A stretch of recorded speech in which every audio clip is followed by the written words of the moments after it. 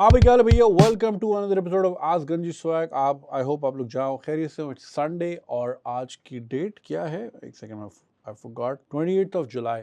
We just uploaded पिछली आज की एपिसोड और एक दिन पहले यानी कल गुजरे हुए कल में we had uploaded podcast with Kullu which was highly anticipated by so many of you और and it did really well alhamdulillah. A lot of people were surprised to see कि कुल्लू की कराची की नॉलेज या पाकिस्तानी स्टेज ड्रामा की knowledge इतनी ज़बरदस्त कैसे है। And even I was surprised but it's great to hear. और बहुत सारे लोगों ने सजेशन दी कि भाई समीर रायना के साथ पॉडकास्ट करें या फिर we need to see you at Tanmay reacts this and that. Hopefully whatever happens will happen inshallah. मैंने I have plans of more and more podcasts. In fact ये बड़े अरसे से ये चीज़ें चल रही थी with different comics. I'm not gonna name now, but inshallah all in good time. So Kullu was one of them.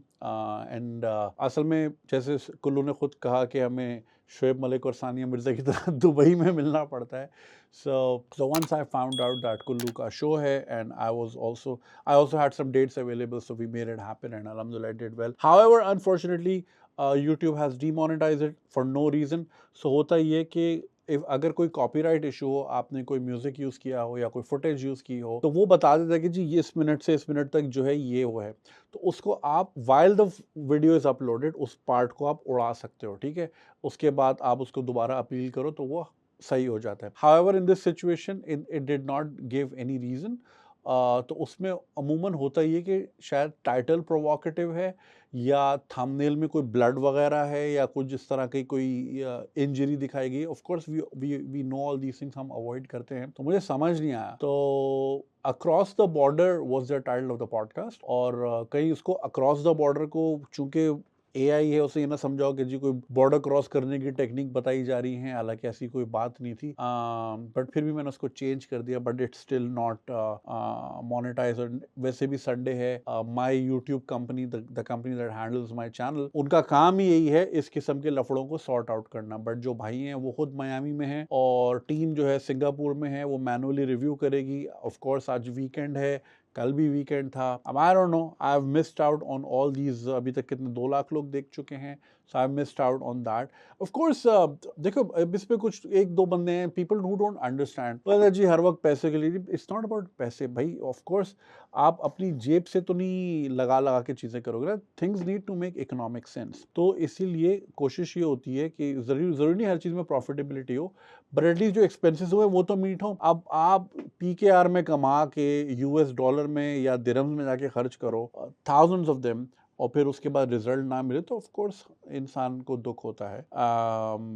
So yeah I mean it was a bit of a let down, but अब क्या करें, occupational hazard समझें इसको। वैसे ही we have been suffering a lot because of the whole Palestinian and Israeli issue. और हमने जब इसके ऊपर 5-6 वीडियोस बनाई थी, जो लोग कहते बनाते नहीं हो, जब बनाई तो देखी नहीं, and because we made them my revenue has been down 90% on Facebook.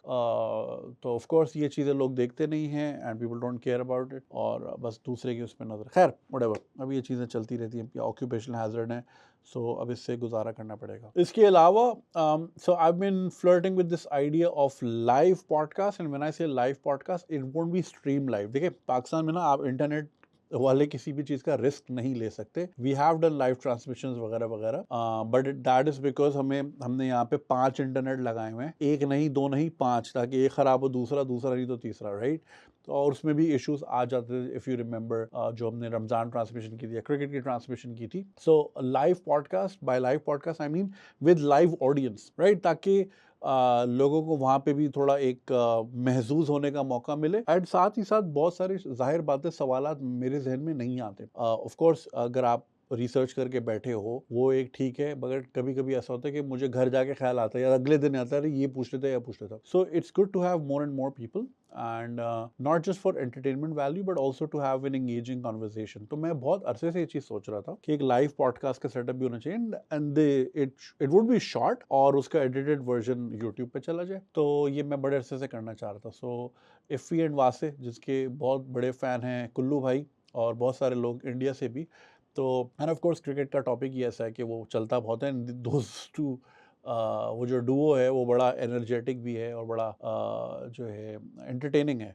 तो आई पहले तो उनके साथ पॉडकास्ट करना था इधर ही, तो फिर मैंने बोला यार अगर उनको बुला ही नहीं तो ऑडियंस के साथ करते हैं। So we plan for day after, but अभी फोरकास्ट में दिखा रहे हैं कि बारिश है। और जब मैंने खुद स्टैंड अप किया था उस दिन भी इतनी ज्यादा बारिश हो गई थी कि some people actually stayed in this office, staff के अलावा भी एक दो लोग तो फंस गए थे, पूरा शहर डूब गया था। तो हमें तो पता नहीं था, हम अंडरग्राउंड थे और वहाँ पे फिर कुछ चूंकि अंडरग्राउंड थे मैसेजेस भी नहीं आ रहे थे। जब लोग बाहर निकले तो बाहर तो सैलाब बना हुआ था, थैंकफुली वो बेसमेंट था, वहाँ पानी नहीं आया। तो इस बार भी बारिश है, तो मैंने बोला यार इस बार रिस्क नहीं लेने का, तो वो डेट हमने आगे बढ़ा दी because I am travelling in the meantime कुछ दिनों के लिए। तो फिर वहां से आके इंशाल्लाह will shoot that. So that is also the idea.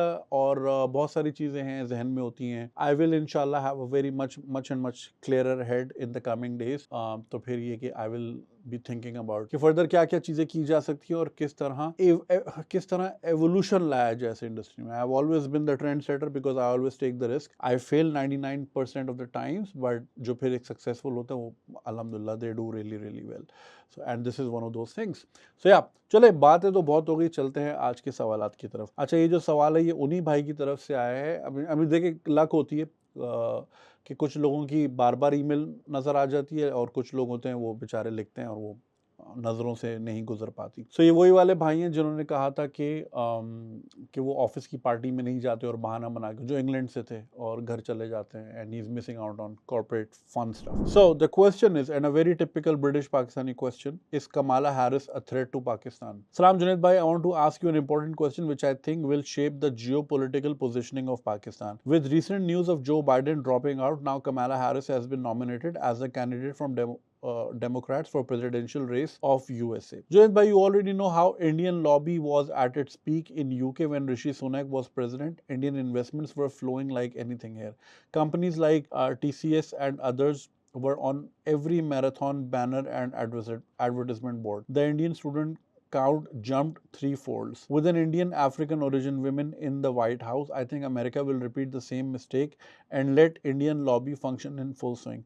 How do you think this will impact Pakistan and its important relationship with the USA in the coming days? I look forward to your analysis. Alright जी, भाई ने सवाल पूछा जी, Kamala Harris जो हैं, जो वो आने वाली हैं यूएस प्रेसिडेंशियल रेस में, अगर कल को वो फीमेल प्रेसिडेंट बन जाती हैं तो फिर इंडियन लॉबी, जिस तरह ऋषि सुनक के टाइम बहुत इन्वॉल्व हो गई थी और बड़े मसले मसाइल हो गए थे और इंडियंस हर जगह घुस गए थे अकॉर्डिंग टू दिस ईमेल, तो कमाला हैरिस के उसमें क्या होगा? देखिए, first of all these countries they don't operate on these lines. वो चलते हैं, अब जैसे ये अक्सर होता है कि जी Indians are preferred in the job market. I am not denying कि प्रेफरेंस नहीं होती होगी, जैसे फॉर एग्जांपल लोग बिग टेक की बात करते हैं, जी इंडियंस दिखते हैं, बट आई एम श्योर उनका कोई ना कोई काबिलियत भी होगी किसी ना किसी तरह, बिकॉज दीज कंपनीज, ये सेठिया कंपनीज नहीं है कि मामू के लड़के को फिट करा दिया या मोहल्ले वाले को फिट करा दिया, ऐसा नहीं हो सकता। You may be able to bypass a few things here and there, ठीक है, प्रेफरेंसेस होती हैं,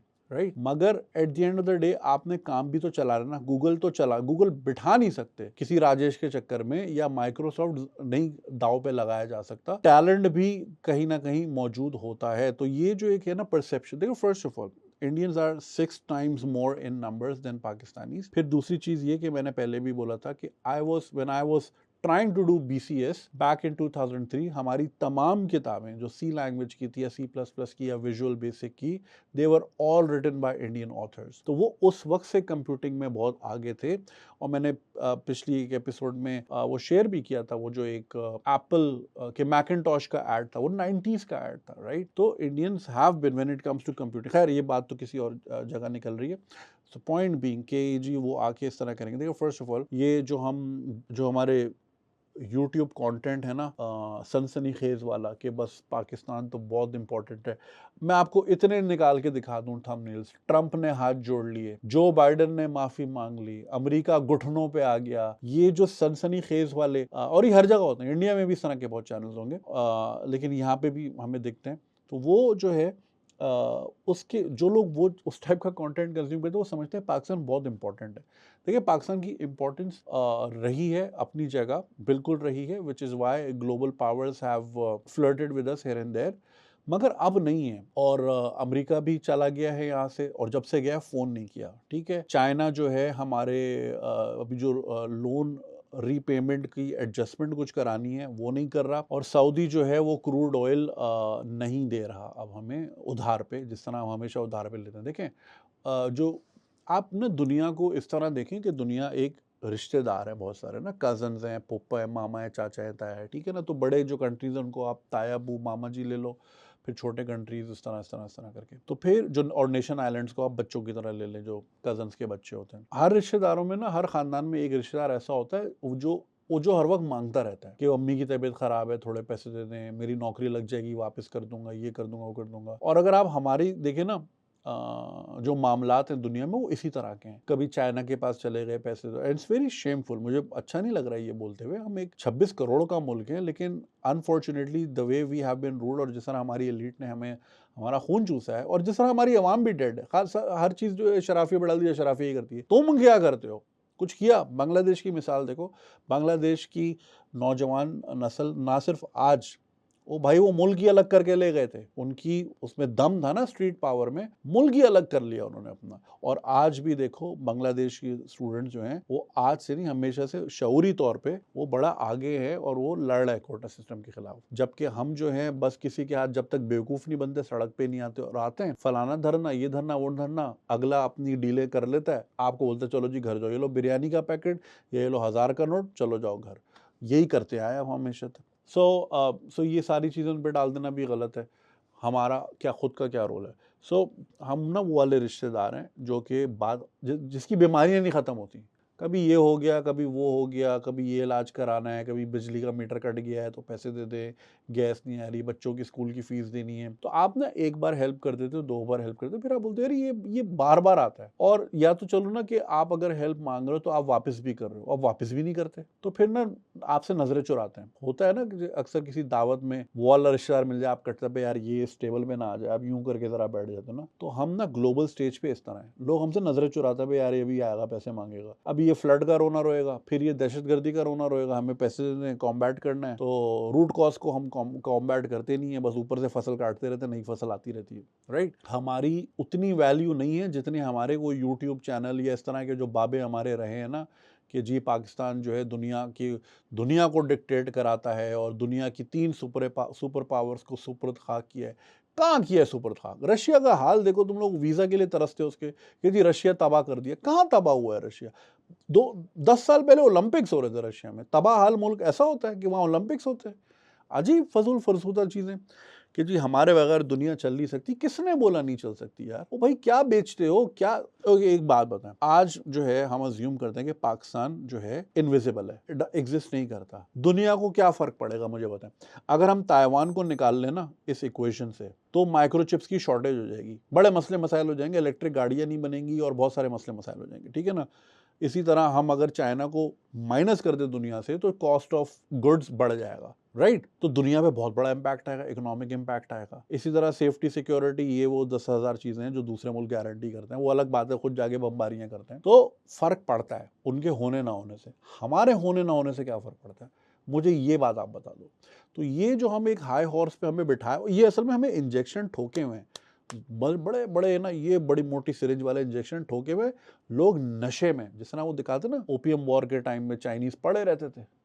तो हम उस नशे में पड़े हुए अभी तक कि जी हमारे बगैर तो दुनिया चल नहीं सकती, और हमने इस्लाम का झंडा उठाना है और इसराइल तबाह करना है और इंडिया तबाह करना है और ये करना है वो करना है। अरे भाई बिजली नहीं आ रही, आज पूरा संडे है, चाय नहीं मिली क्योंकि गैस नहीं आ रही, और संडेज को नहीं आएगी for whatever reason, I don't know. रात 12 बजे वैसे ही गैस नहीं आती। किधर बैठे हो भाई? घरों में गैस नहीं है, बिजली नहीं है। कल मैं लियारी पे पूरी वो स्ट्रीट शो जो मैं करता हूँ करके आया हूँ, I was there for 5 hours. उन 5 घंटों में तो वहां लाइट नहीं थी, और लोगों ने बोला कि 18 से 20 घंटे लोड शेडिंग। ये कराची की मैं बात कर रहा हूँ, मैं कोई जिला मानसेरा की बात नहीं कर रहा, मैं टोबा टैक्सिंग की बात नहीं कर रहा, मैं बलोचिस्तान के दूर दराज इलाके की बात नहीं कर रहा, मैं कराची की बात कर रहा हूँ। 18 घंटे लोड शेडिंग। तो क्या करेगा वहां का बंदा? क्या प्रोडक्टिविटी करे होगी उसके दिमाग में, या क्या इन्वेंट करेगा, या कौन से नए आइडिया पे सोचेगा जब बत्ती नहीं होगी, फोन चार्ज नहीं होगा, नेट नहीं कनेक्ट होगा, दुनिया से कटा हुआ वो बंदा। और आज के दौर का कटा हुआ बंदा कैसे रेलेवेंट है इस दुनिया के लिए?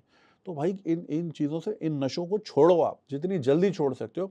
we have the potential to be a great country, there is no denying, ठीक है ना।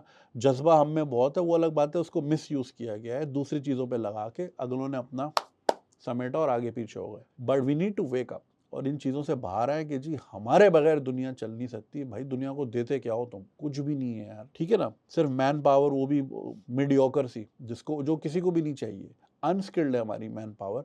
वीज़े बंद हुए हैं यार, आधे आधे दिन के नोटिस पे दुबई के वीज़े लेता था मैं। मतलब सुबह प्लान बना के आज चलते हैं, शाम को हाथ में होता था वीज़ा। ऐसे भी हुए हैं, रैंडम कोई इवेंट आ गया या चलो यार मूड हो गया, वटेवर, खल्ली वल्ली चलते हैं यार, वीकेंड गुजार के आते हैं, यहाँ पे क्या ही वीकेंड है, आधे आधे दिन के नोटिस पे। आप लेके दिखा दो, क्या बात करते हो यार। सो आपका जो पॉइंट है कि जी कमाला हैरिस आएगी और वो जो है इंडियन लॉबी और ये हो जाएगी वो हो जाएगी, देखें वो लोग थे, Kamala Harris is not Indian, Indian origin जरूर है, वो अमेरिकन है। इसी तरह ऋषि सुनाक जो है वो इंडियन ओरिजिन जरूर होगा, मगर वो ब्रिटिश था। मुझे आप ये बता दें कि जिस इंग्लैंड से आपने मुझे ईमेल की है, वहां पे लंदन का मेयर जो है सादिक खान, वो तो पाकिस्तानी है ना। पाकिस्तान को क्या फायदे हो गए उसके होने से, क्या वो कुछ कर सका यहाँ पे। उल्टा जब वो यहाँ आया और मैं उस इवेंट पे मौजूद था, it was such an embarrassing situation. Lahore elite is dumb as shit, वहां पे पूरी लाहौर की एलीट बैठी हुई थी। एक खातून जो कि मैं नाम नहीं लूंगा, बहुत मशहूर है, how does it feel like to be home, he is like home is South London, what are you talking about. वो कह रहा है मेरा होम नहीं है भाई, ये मेरा बाप सियालकोट का था, उसको भी गए हुए 60 साल हो गए इंग्लैंड में, अब उसका भी होम कुछ और है, ठीक है, वो यहाँ पला बड़ा है, तो मेरा तो साउथ लंदन है भाई, वहां की बात करो। तो सादिक खान के होने से कितने पाकिस्तानियों के वीजे निकल गए, या कितने पाकिस्तानियों के बिजनेस प्रॉस्पर हो गए, या हमारे कोर्डियल रिलेशंस ज़रा बेहतर हो गए, रिलेशंस हमारे कोर्डियल हो गए यूके के साथ, या क्वीन एलिजाबेथ यहाँ जाने से पहले उसी कोरंगी का, जिसका इफ्तिताह by the way Korangi industrial area का इफ्तिताह क्वीन एलिजाबेथ ने किया था, और आज देखो मावे वाली क्वीन वहाँ पे घूम रही होती हैं, औरतें भी मावा खाती हैं वहाँ पे। एनीवे जिस तरह वो नहीं भाई, वो ब्रिटिश हैं, they will think of their country first. It's just like मेरा बेटा है, वो पाकिस्तानी ओरिजिन जरूर हो सकता है, मगर वो पाकिस्तानी नहीं है, ठीक है। आई विश के होता, मगर अब नहीं है तो नहीं है, क्या कर सकते हैं। तो वो कल को बड़ा होगा तो वो कराची का नहीं सोचेगा भाई, वो जहाँ रहता है वहीं का सोचेगा, वो उसी के लिए काम करेगा। सिमिलरली कमाला हैरिस हो गई, ये लोग जो है they put their country first, they don't put their race first, they don't put their religion first. वो कहते हैं मेरे मुल्क के लिए क्या बेहतर है। ये बहुत बड़ा एक स्टडी करने की चीज है कि वो हसन निसार साहब खुद कहते हैं यार ये सारे गद्दार हम में क्यों पैदा होते हैं, दूसरे अंग्रेज गद्दार क्यों नहीं निकलते। आज तक मतलब होंगी मिसालें, I am not denying that, मगर जितनी ज्यादा हमारे यहाँ मिलती है गद्दारों की मिसालें, और मिलती चली जा रही हैं टू दिस डे, उधर क्यों नहीं मिलती। खैर अलग डिबेट हो जाएगी। तो भाई वो उनके कंट्री के लिए जो बेहतर होगा वो वही करेंगे, ठीक है। तो अगर उसको लगेगा कि Pakistan is a strategic ally और हमें पाकिस्तान की ज़रूरत है और हम पाकिस्तान को डूबने नहीं देंगे, बिकॉज अगर ये डूबा तो चाइना इसको खा जाएगा, चाइना के डेट में हम वैसे ही फंसे हुए, हम इसको इतना अफलोड रखेंगे कि हम वहाँ बेस बना के चाइना पे नज़र रख सकें कि कल को ताइवान को ना खा जाए। तो अगर उनकी नजरिया ज़रूरत पे हम फॉल करेंगे तो कमाला हैरिस ये नहीं दिखेगी कि नहीं यार मैं मोदी के पास जाती हूँ क्योंकि मेरे जैसा दिखता है, वो नहीं जाएगी उसके पास। तो वो स्ट्रेटेजिकली सोचते हैं, वो फेथ की बुनियाद पे सिर्फ पाकिस्तानी सोचता है। हमारे इस्लामी ब्रदर बोल के दिखाओ ना किसी अरबी को, ठुड्डा मारेगा तुम्हें भाई, कौन सा। तो वो आपको अपना नहीं समझते। टर्की हाँ, वो एक ट्विटर का बड़ा फेमस वो एक कॉन्वर्जेशन है ना, टर्की पाकिस्तानी ब्रदर भाई भाई, तो कह रहे नहीं कोई भाई भाई नहीं है भाई उधर ही रहो जहाँ पे हो। तो कहता है I am already N Ankara, वो पाकिस्तानी भाई होता है कोई। तो ये ब्रदरहुड और ये अंडर वन फ्लैग और ये उम्मा सिर्फ इधर ही होता है भाई, टर्की में नहीं होता, बाकू में नहीं होता। जाए तो सही वहाँ, पूछे तो सही, किसी आम बंदे से बात तो करे। वो नहीं मान, वो कहते हैं भाई खल्ली वल्ली कौन सी बातें कर रहे हो, ये 600 साल पुरानी बात है, हम हिस्ट्री से बाहर ही नहीं आते, ख्वाबों ख्यालों की दुनिया में रहते हैं। पता नहीं कौन से चूरन, हमें ऐसे चूरन टिकाए हुए दवा खाना वाले कि वो उतर नहीं रहे नशे। तो उसके आने से कोई फ़र्क नहीं पड़ेगा। एक तो वैसे ही आपको इंडियन प्रेजेंस इस तरह इसलिए दिखती है कि ओवर द पास्ट 30-40 ईयर्स उनकी सॉफ्ट इमेज जो है, soft power has worked wonders for them. They have built good universities, आज से नहीं नेहरू के टाइम से। उसका रिजल्ट आपको आज नज़र आ रहा है कि आपको जी ट्विटर पे भी जो है, वो जो रोगन के पॉडकास्ट पे आई थी, वो भी इंडियन डिसेंट थी, इंडियन नहीं थी। मतलब उन्होंने अपने बच्चे पढ़ाए, अब वो अच्छी अच्छी जगह पे जा रहे हैं। एक इंडियन मिडिल क्लास जो है, कोटा फैक्ट्री देखें, दूसरी चीज़ें देखें, आप उन पेरेंट्स का माइंडसेट देखें। बच्चा पूरी रोटी खाए मगर वो माँ बाप कहते हैं हम आधी रोटी खा लेंगे, लेकिन बच्चे को, they are very dedicated parents. एक इंडियन टिपिकल मिडिल क्लास जो है वो अपने बच्चों की पढ़ाई के ऊपर बहुत डेडिकेशन लगाते हैं, टू द पॉइंट वो टॉक्सिक भी हो जाती है, बच्चे फिर सुसाइड भी कमिट करते हैं, मगर ये कि वो एक डेडिकेशन नज़र आती है, वो फिर उसका कहीं ना कहीं रिजल्ट तो है। They are big in numbers, so you see them in on global stages, ठीक है, तो वो आउट नंबर वैसे हो जाते हैं। दूसरा ये कि हमारे यहाँ मेरे पास पीएचडी लोगों की भी ईमेल्स आती हैं भाई, अगर मैंने आपको दिखा दी किसी दिन ना, आप शर्म के हमारे सर डुबो दोगे कि भाई अभी इनको ईमेल भी लिखना सिखानी है। I am not denying, we also have a good talented pool, लेकिन वो गायब हो जाता है बिकॉज हमारा कोई सॉफ्ट इमेज नहीं है। आप खुद जो हो, जो वहाँ बैठे हो, आप कंपनी के जो डाउन टाइम में बैठ के एक अच्छा एम्बेसडर बन सकते हो। आप घर पे बैठ के जियो देख रहे हो, खुद ही कहा था ना आपने पिछली ईमेल में, मैं नहीं चाहता जी, वहाँ शराब पीते हैं। आप नहीं पिए, आप रेड बुल मंगा लें, जिंजर एल पी लें, मगर वहाँ बैठे आप एम्बेसडर हैं हमारे मुल्क के। यही हमारा मसला है, हम अपने ही कुएं से बाहर नहीं आते। अपने ही जैसे चार लोगों में बैठेंगे, निहारी मंगाई, बिरयानी मंगाई, डकार मारी, घर चले गए। हम अपना रोल खुद प्ले नहीं करते, फिर कहते जी इंडियंस तो घुलते मिलते हैं। भाई मैं यहाँ तारीफ नहीं कर रहा कि सब्सक्राइबर मिलेंगे मुझे, कुछ मिलेंगे, जो फैक्ट है वो आपको बता रहा हूँ। और बेहतर होगा आप भी ज़रा आगे पीछे देखें and see how the world is operating. तो ये वाली जो ये बात जो है कि वो आएगी तो इंडियन लॉबी बहुत एक्टिव हो जाएगी, they are already very active. मुझे एक खुद एक ईमेल आई थी, the guy, the email was so painful to read because he couldn't write proper sentences, तो मैंने वो पिछली एपिसोड में बीच में ही मैंने बंद कर दी। The guy claimed to be a researcher for diplomatic researcher थे वो, और वो दुनिया भर में घूमे बशमूल इंडिया के। यंग लड़का था, मगर उसकी ईमेल राइटिंग स्किल इतनी बुरी थी, लेकिन उसकी ईमेल का क्रक्स ये था कि भाई हम डिप्लोमेटिक टूर्स पे जाते हैं दुनिया भर में, हमारी एम्बेसी वाले सो रहे होते हैं, कोई ना कोई काम के इवेंट कराते हैं ना। उनका एम्बेसीज का काम होता है पाकिस्तान, अपने मुल्क को प्रोजेक्ट करना, वो कुछ भी नहीं करते। Whereas he according to his email कि इंडियन एम्बेसीज बहुत सारे टेक इवेंट्स ऑर्गेनाइज करती है, फलानी जगह पे ये हुआ, वहाँ पे ये हुआ, they push their culture so much. देखिए ना, अंबानी वेडिंग वाज, वो भी यही थी ना, एक कल्चर पूरी दुनिया ने देखा, डिस्कस हो रहा है, अंग्रेजों की पॉडकास्ट पे डिस्कस हो रहा है।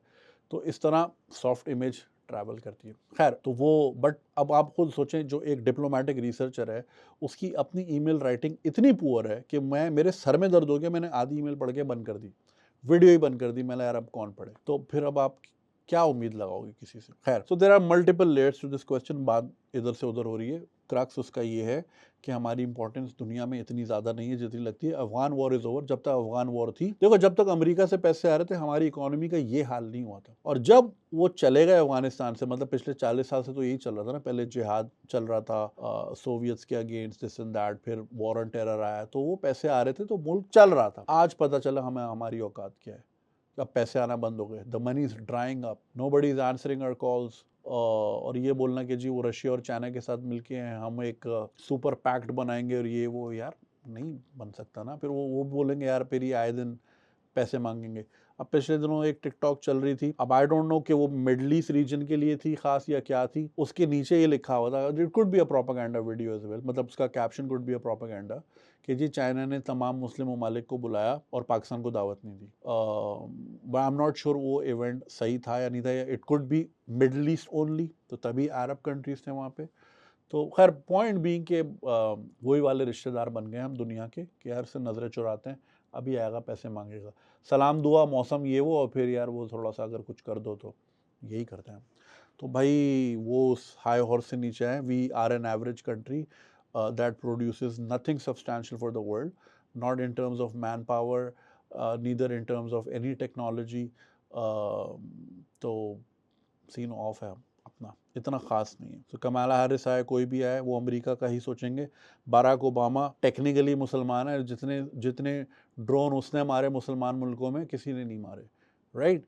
तो वो इन चीज़ों के अराउंड नहीं सोचते कि ये मेरा मुसलमान भाई है या ये मेरी इंडियन बहन है। वो कहते मेरे मुल्क के लिए क्या बेहतर है वही काम करेंगे, बाकी सब खल्ली वली। Okay, I hope I answered your question, thank you. Alright जी, next question is interesting. Benefits of losing virginity at a young age. I hope this email finds you well. Please keep me anonymous. I'm 24, residing in Germany, having moved here 8 months ago. I'm currently studying and working at a research institute. I wish to share some personal experiences and observations on a topic that may be seen as controversial, yet I believe is vital for fostering a balanced and fulfilling life. From my own journey, I have come to understand that mental clarity and focus, which have been instrumental in my achievements, are significantly influenced by sexual satisfaction. It is often said that men require three fundamental needs: food, water, and sex.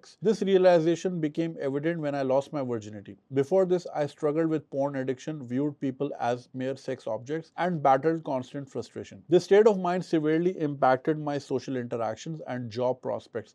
However, following this pivotal experience, I have found a newfound clarity and purpose, enabling me to excel in both my studies and professional endeavors. In our society, obtaining this basic need is often subjected to numerous criteria, with men sometimes expected to remain virgin until their late 20s or early 30s. This expectation seems impractical, and according to Islamic teachings, young men are encouraged to marry early. Yet there is a prevalent counter argument that men in their late teens or early 20s lack the maturity to care for a woman adequately. However, in today's era of gender equality, it is entirely feasible for young couples to live in separate cities, focusing on their careers and studies while maintaining a halal relationship. I know several young married couples who live apart during the week for work or study, meeting on weekends or holidays only. This arrangement allows them to grow individually while also supporting each other within a secure and religiously permissible environment and framework. By fostering an environment that supports young couples to grow together, we not only provide an alternative to haram paths, but also help young men find a sense of purpose in their lives.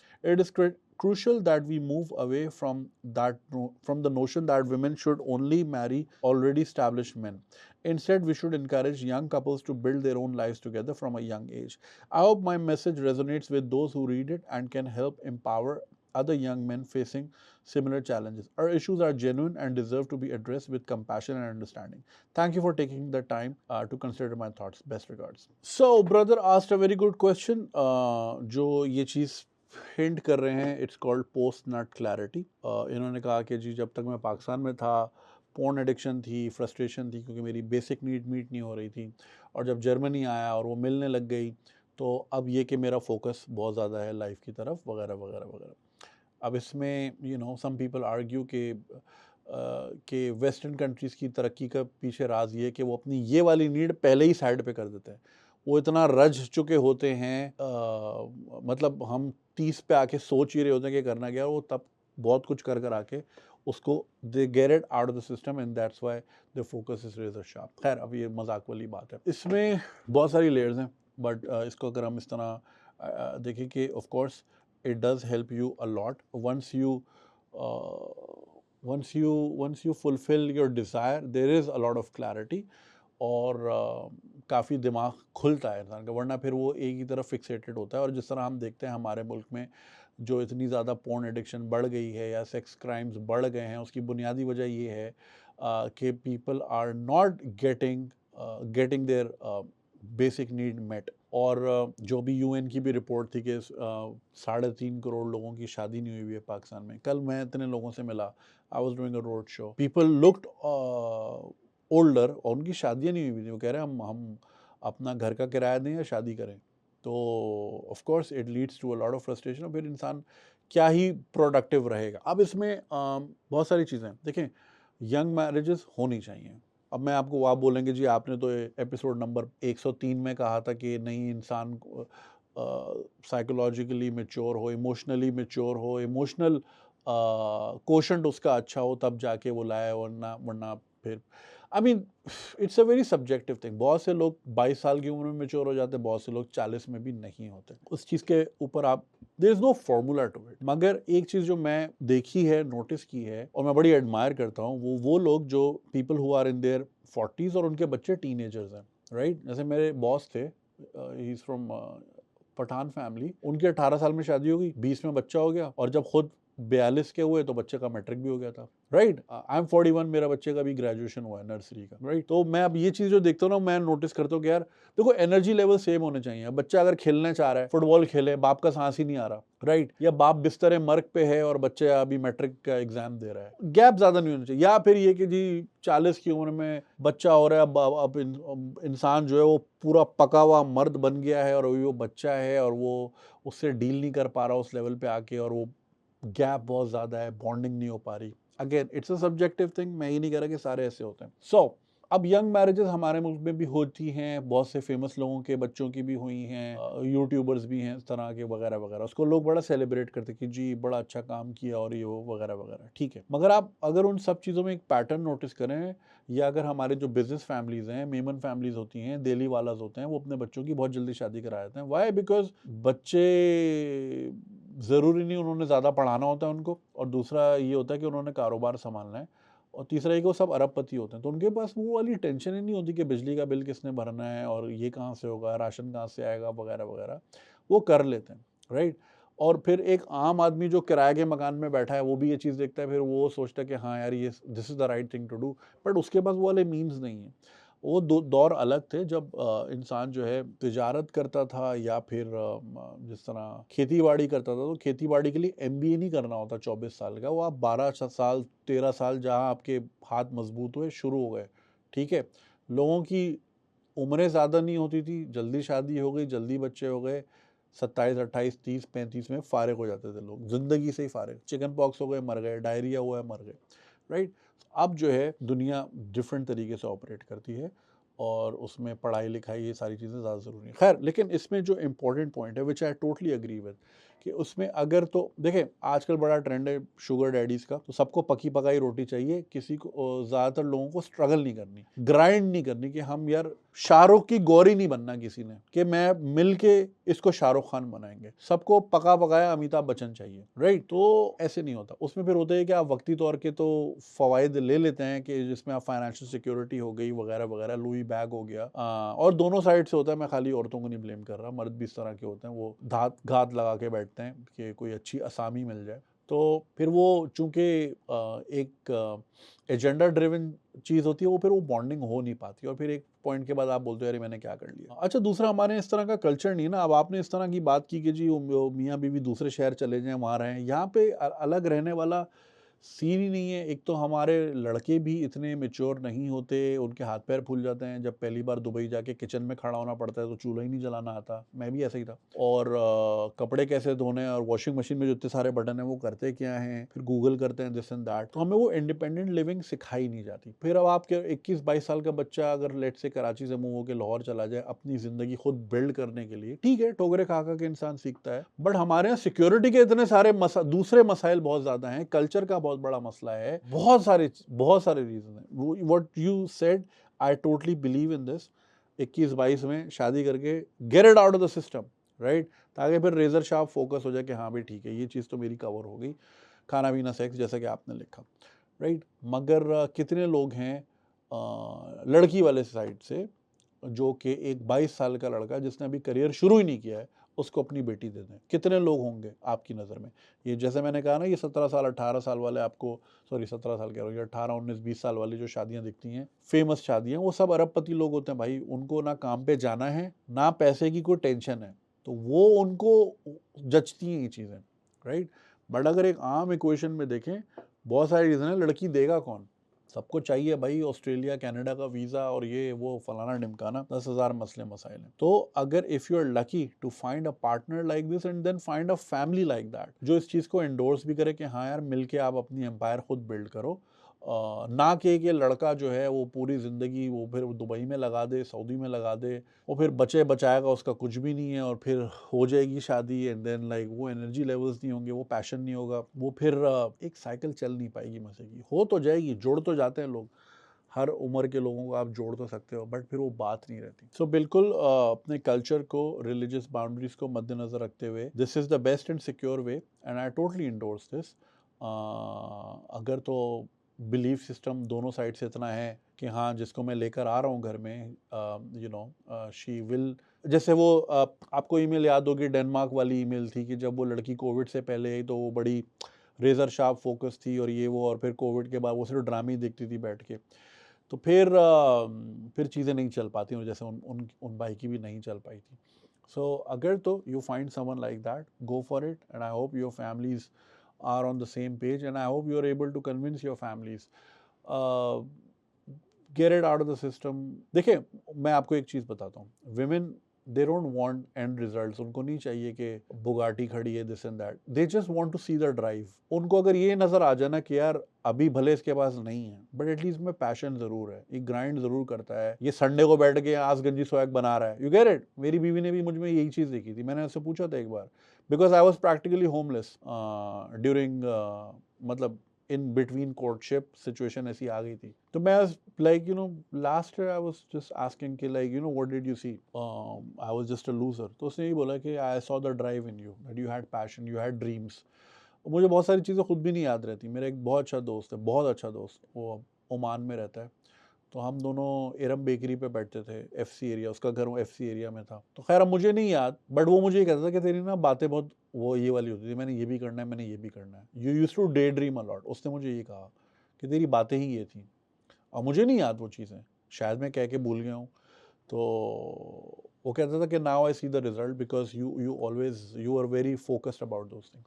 So women want to see their drive. अगर आप अपनी drive ही दिखा दो ना कि हाँ नहीं मैं कर लूँगा, तो आई डोंट थिंक उनको भी कोई इतना प्रॉब्लम होगा. बट अगेन ये फिर बातें पता चलती हैं कोर्टशिप से, डेटिंग से, वो भी आप नहीं कर सकते. एक अरेंज मैरिज वाले कंट्री में आप ड्राइव कैसे दिखाओगे, या आप ये चीज़ कैसे कर पाओगे? बहुत पेचीदा मसला है ये. I totally believe post nut clarity बहुत ज़रूरी है. I had interviewed someone on my podcast. अब आप सोचें 200 पॉडकास्ट में से कौन सा गेस्ट था वो. So he was briefly married to someone. उनका बस ये था कि वो सुबह 6 बजे उठ के she would make sure he gets an orgasm, right. वो अक्सर आपने रील्स भी देखी होंगी ना कि I never let my man leave the house empty stomach and balls full. तो खैर, तो उनका ये हिसाब किताब था. तो मैंने पूछा कि इसके पीछे साइंस क्या थी. खैर उसके पीछे साइंस ये थी कि ना फिर आपका फिर फोकस नहीं रहता, दूसरी चीज़ों पे ध्यान नहीं जाता. जब आप सुबह सुबह ही आपने जो है बेसिक नीड मेट कर ली है, तो फिर अब आपका दिमाग कहीं नहीं जाता. दूसरा, you sort of become a yes man कि हाँ ये लो क्रेडिट कार्ड जाओ शॉपिंग करो वगैरह वगैरह. खैर that's just a joke, but बढ़िया. Anyway, so this is an issue in our society, because हमें एक रिलीजियस बाउंड्री भी फॉलो करनी है, बट हमें as a human being, as a biological man और वुमेन, हमें वो ज़िंदगी भी गुजारनी है. तो बड़ा क्लैश आ जाता है. एंड हमारे मुल्क में एक बहुत बड़ा रीज़न फ्रस्ट्रेशन का, लोगों में फ्रस्ट्रेशन का यही है कि उनकी बेसिक नीड नहीं मीट हो रही. और इसमें क्या शादीशुदा क्या गैर शादीशुदा, like I have spoken to people जिस मकाम के, मगर उनके घर में नहीं था सिलसिला, उनकी नीड्स नहीं मीट हो पा रही थी. अगर उनकी कोई इस तरह की रिक्वायरमेंट नहीं थी कि जी किंकी वो नहीं थे वो अंकल, बट लाइक या, तो आप अज्यूम नहीं कर सकते इतना बड़ा नाम और उसका ये बेसिक मसला होगा. सो एजुकेशन बहुत बड़ा मसला है, मेंटल कंपैटिबिलिटी बहुत बड़ा मसला है, हमारा कल्चर बीच में आ जाता है, फिर जो है बहुत सारी चीज़ें. सो खैर ऑल इन ऑल मैं यही कहूँगा, if you find a partner like that who wants to grow with you, इस चीज़ में देर ना करो, ठीक है, ताकि ये कि आप जो हैं एक पासे पड़ जाओ, एक पासे लग जाओ. लेकिन अगर आपको लगता है कि ऐसा नहीं है, तो फिर you need to learn to focus, और जितनी जल्दी हो सके उस मकाम पे पहुंचे कि आप जो हैं इस तरह मामला आपके सीधे हो जाए ज़िंदगी के. आई hope I answered the question. It was a bit confusing. I am sorry if I wasn't clear enough. अगर आप में से कोई पैराग्राफ लिखना चाहे, more than welcome. And let me know your thoughts as well. Thank you. Alright ji, next email says, my friend is a snake. You and me both. Salam Junaid bhai, this is ABC. I'm 27 female, studying health economics in one of the universities in London. I'm depressed right now because of my friend. A few months ago, my mother visited me from Pakistan and stayed with me, and my housemate who's also from Pakistan. it was okay with my mother staying in our dorm. We both have our personal rooms but share a toilet and kitchen. My mother was very nice to my friend and treated her like her own daughter. She made her chai and food whenever she was making it for me. Because of this, they even exchanged numbers. My mother went back after 2 weeks of her stay. Junaid bhai, a few days ago, my friend asked me to order her donuts as she was craving something sweet. And when I asked what is wrong with your Deliveroo Just Eat, यानी वो वहाँ की जो Food Panda app या Zomato. She told me her phone number is blacklisted from the app as she kept on returning the food for her money back. Junaid bhai, I ordered her donuts which costed $15 with delivery. I didn't bother asking for money right away. After a few days, I reminded my friend about the money and she said what you ordered was not halal and she was very upset about it. For the record, I ordered from Krispy Kreme. She then said she only found out about it later on and that I owe her an apology and she will not pay for it. I do not like confrontation and I'm usually very gentle, so I thought if she doesn't pay, I'll transfer my share of rent minus the donut cost. Junaid bhai, when the date of the rent came and I transferred the money minus the donut cost, she called my mother and told her that I was consuming marijuana and that I'm also sleeping with my peddler who is a white boy. She said to my mother that she is very concerned about her own safety as multiple guys are staying overnight in her dorm and that I have multiple sex partners. Junaid bhai, I received a call from my mother who was screaming at me and not believing a word that I said. She is now asking me to return back home immediately and planning to do my nikah ASAP. I've only done first year of my study and I don't want to go back to Pakistan. Please help me. What should I do? So ये एक बहन है, London में पढ़ती हैं और dorm room share करती हैं. रूम अलग हैं, टॉयलेट और किचन शेयरिंग पे है. इनकी वालिदा आई तो जब इनके लिए चाय बनाती थी उनके लिए भी बना ली, तो उन्होंने नंबर एक्सचेंज कर लिए. फिर एक बार उनकी पड़ोसन ने बोला कि डोनट मंगाओ क्योंकि जी मैं तो ब्लैक लिस्टेड हूँ. देखिए सबसे बड़ा रेड फ्लैग यही है कि अगर आपसे कोई यूज़ कह रहा है कि आप ऐप यूज़ करो तो कोई ना कोई गड़बड़ तो है. और वहाँ पे ये होता है कि अगर आपने आपको चीज़ अच्छी ना भी लगी और आपने खा भी ली तो आप somehow you can claim your money back. And जैसे अमेजोन वगैरह पे भी जो है it's unfair to the sellers, मगर ये कि वहाँ पे कस्टमर्स को बहुत वो दी जाती है. अगर आपने पिज्ज़ा खा भी लिया है और आपको नहीं मज़ा आया तो लाइक आपकी वो हो जाती है, रिफंड हो जाते हैं. लेकिन जब आप बार बार ये चीज़ करते हो तो फिर आप ब्लैक लिस्टेड हो जाते हो because then they see it as a pattern कि यार ये तो हर बार कुछ ना कुछ मंगाती है और फिर कहती है ये ख़राब है वो ख़राब है, रिफंड मांग लेती है. तो अगर आप बार बार रिफंड करें, जैसे आप करीम वगैरह में या ऊबर बार बार कैंसिल करें तो आप फिर टाइम आउट लग जाता है, आप पे घंटे तक नहीं कर सकते, राइट. सो वही चीज़ है. सो आपके लिए सबसे बड़ा रेड फ्लैग यही था कि उन्होंने किस तरह आपको बोला कि जी ये मंगाएं मेरे लिए और फिर बाद में बोला कि जी हराम है, और फिर जब पैसे नहीं दिए तो बोला कि जी ये तो आपकी बेटी तो इतने सारे लड़के लेकर आती है. तो इसीलिए मैं हमेशा बोलती देखिए 15 पाउंड के पीछे 15 पाउंड की कोई औकात नहीं है. 15 पाउंड जो है कितने 4-5 हज़ार रुपये होते हैं. 5,000 रुपये के पीछे आपकी ज़िंदगी दाव पे लगाने को तैयार है वो. Like it definitely cause your mother a lot of pain and she screaming at you और अब आपको कह रही है कि वापस आओ निकाह करा देंगे. अब आप जो पढ़ाई करने गई हैं आपका वो पढ़ाई पोटेंशियली छूट सकती है, आपका ज़ोर ज़बरदस्ती से निकाह हो जाएगा. पता नहीं यू नो द गाय और आई डोंट नो, ये तो आपने लिखा नहीं है. और फिर ये कि फिर आप एक मीडियोकर ज़िंदगी गुजारेंगी एक arrange marriage, potentially arrange marriage में, और फिर बच्चे पैदा करेंगे and that is the end of your life. सिर्फ 15 पाउंड के पीछे. Can you imagine. बट हमारे लोगों का ये एक बहुत बड़ा मसला है कि अपनी बोटी के लिए दूसरे का बकरा काट देते हैं. फॉर एग्ज़ाम्पल कल मैं एक वीडियो देख रहा था KPK की, PTI की कोई रैली होगी उसके बाद खाना बट रहा था. तो बिकॉज जो लोग आगे थे वो ज़्यादा निकाल रहे थे, तो जब पीछे वालों ने देखा कि हमें तो मिलना ही नहीं है तो वो जो तसला होता है वो उठा उठा के मार रहे थे. और आपने इस तरह की बहुत सारी वीडियोस में देखा होगा कि वो ज़्यादा गिरा देते हैं खाना. अगर वो लाइन लगा के ले तो सबको बराबर मिल सकता है, लेकिन जो हवस है उस चक्कर में वो ज़्यादा गिरा देते हैं, राइट.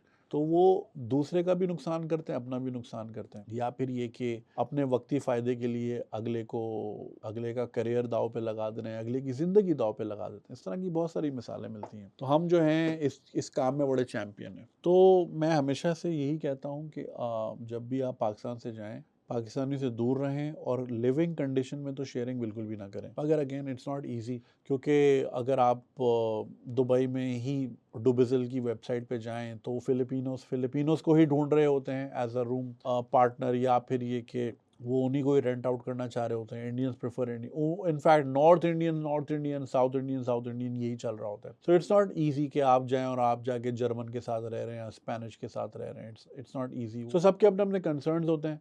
किसी को किसी के खाने की बड़ी स्मेल होती है कि यार ये आके इस किस्म का खाना बनाते हैं, उसे स्मेल होती है, so I am not gonna let these people in. So ज़्यादातर लोग अपनों में ही कंफर्ट ढूंढते हैं। तो अगर चले ये मजबूरी है कि रहना पड़ रहा है, तो बस सिर्फ सलाम दुआ की हद तक चीज़ें रखें। ये अम्मियों का चाय पिलाना, अम्मियों की दोस्ती करना, ये नंबर बांटना, it's never a good thing. अब आप उन्होंने ये कर दिया, अब आप क्या ही कर सकती हैं। I would suggest you fight it off and tell your mom as it is. जो आपके साथ हुआ है वो उसका बताएं। और प्लीज़ किसी भी किस्म की ये पैसों की लेन देन बिल्कुल भी ना करें। जो भी हो मामलात अप फ्रंट रखें। I have a very good friend who is probably listening to this episode. She was just telling me about how she got robbed by another Pakistani on legal fees वगैरह वगैरह, रोना धोना ये वो और जो चीज़ 100 रुपए में होनी थी वो कह रहे थे 10 रुपए में कर दें वगैरह वगैरह। So always stay away from your fellow beings, वरना ये चीज़ें बड़ी कॉमन है। In my own experiences, I've had terrible experiences of living with other fellow countrymen. किसी की शर्ट उठा ली, मेरे जूते भी चोरी हुए हैं, कपड़े भी इधर उधर हुए हैं। और ये कि लाइक कोई स्पेस मेंटेन नहीं करना, मतलब ख्याल नहीं रखना। अगर आप रूम शेयरिंग कर रहे हो तो जोर जोर से स्काइप ना करें, बाहर चले जाएं, दिस एंड दैट। तो ये you can expect from our people. We are not the sensitive sort and we are not the sort जो कि एम्पैथाइज करती है, या वो क्या वर्ड है, मैं जहन से वर्ड निकल रहा, माइंडफुल। हमारे माइंडफुलनेस की बहुत ज़्यादा कमी है। तो हमें नहीं एहसास होता दूसरे का कि अगला भी सुबह से निकला हुआ है, शाम को आया है, उसको थोड़ा सुकून चाहिए, तो मैं थोड़ी अम्मी जी से बात थोड़ा हल्की आवाज़ में कर लूँ या ज़ोर से गाने ना लगाऊँ। माइंडफुल नहीं होते हम दूसरे के, बस हमें वही चाहिए होता है जो हमें समझ आता है। सो आपको ये 15 पाउंड जो है, this could cost you your life. And similarly जितने लोग सुन रहे हैं ऑस्ट्रेलिया में, इंग्लैंड में, अमेरिका में, मुझे याद पड़ता है वो जो ऑस्ट्रेलिया से एक ईमेल थी, वो भी आई थिंक $200 के ऊपर थी या $1000 के ऊपर थी, समथिंग अलोंग दोज लाइंस। वो जो दोस्तों की आपस में लड़ाई हो गई थी और फिर वो बड़े मसले मसाइल हो गए थे। Again they will only bring you drama, because हमारे मुल्क में हर चीज़ में ड्रामा है। हमारे ड्रामे टॉक्सिक हैं, हमारी पॉलिटिकल ड्रामा टॉक्सिक है। There is a lot of toxicity in our society. तो फिर हम वो लेके जाते हैं। अब अल्हम्दुलिल्लाह अचार की बोतल जिस तरह लेके जाते हैं, हम टॉक्सिसिटी भी अपने साथ लेके जाते हैं। तो कोशिश करें इनको अवॉइड करें भाई, वरना this they can potentially cost you. अब आप क्या कर सकती हैं, you can just have your mother confide in you, या बोले आके दोबारा रह लें, देख लें कितने मर्द आते हैं यहाँ पे, या फिर आप उसकी माँ का नंबर निकाल लें, आप उनको बोलें कि ये लड़के लेकर आती है और ये लोगों का इसने उधार देना है, मेरे 1000 पाउंड देना है, what ever, I don't no man.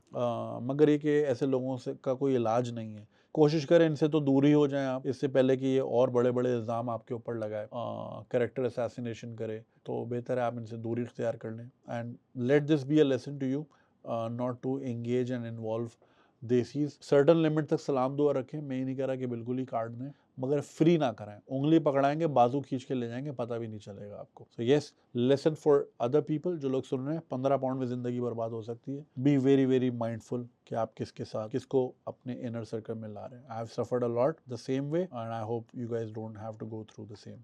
Thank you. Alright, जी, next one says American Dream with Desi Mentality. Jai Shri Krishna Junaid Bhaijan. I hope you're well. I just love your videos and your swag. At this point, your videos are running in the background all the time at 1.5x speed as life drifts by here in New Jersey City. In Jersey City, New Jersey.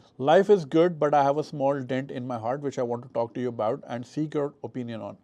For background, I was born and raised in Ahmedabad, Gujarat and moved to the States via work. I currently work as a senior solution architect at McKinsey.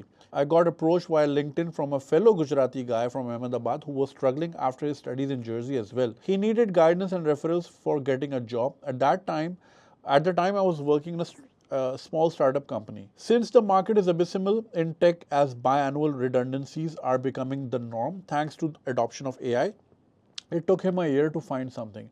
In this 1 year, we became very close buddies to a level that we would alternatively have food at each other's house, go on road trips, etc., etc. Recently, I saw a contractual role which was paying more than the industry standard, and I immediately applied to the role. I shared about this to my friend and he wished me luck. I got a call back from the company and they hosted a group assignment round. To my surprise, I found my friend in that group as well in the video call. I was taken aback as this was unexpected from him.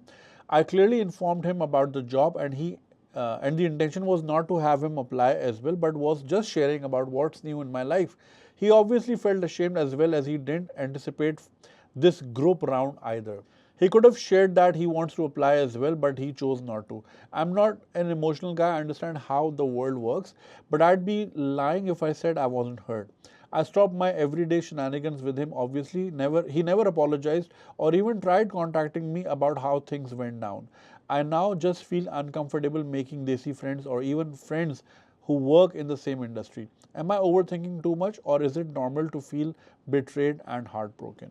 और जी, सो ये एक अहमदाबाद से हैं गुजराती भाई जो कि new Jersey city में रहते हैं, और जैसा कि आपने सुना कि उन्होंने एक और गुज्जू फ्रेंड बनाया और फिर काफ़ी अच्छी दोस्ती रही, रोड ट्रिप्स भी किए, खाने पीने भी खाए, एंजॉय भी किया। और ज़ाहिर है जिस तरह की टेक इंडस्ट्री में रिडंडेंसीज चल रही हैं, लोगों को निकाला जा रहा है बिकॉज ऑफ एआई, सो इन्होंने एक रोल अप्लाई किया, दोस्त को सिर्फ बताया, और जब वहाँ पे राउंड मीटिंग हुई, मतलब कोई असाइनमेंट था जो जिस तरह के एप्लीकेशंस में होते हैं कुछ इंडस्ट्रीज़ में, तो वहाँ पे देखा कि वीडियो कॉल में वही दोस्त, अरे वाह क्या बात है। और उसके बाद उस दोस्त ने ना कभी अपोलोजाइज़ किया, ना रब्ता करने की कोशिश की।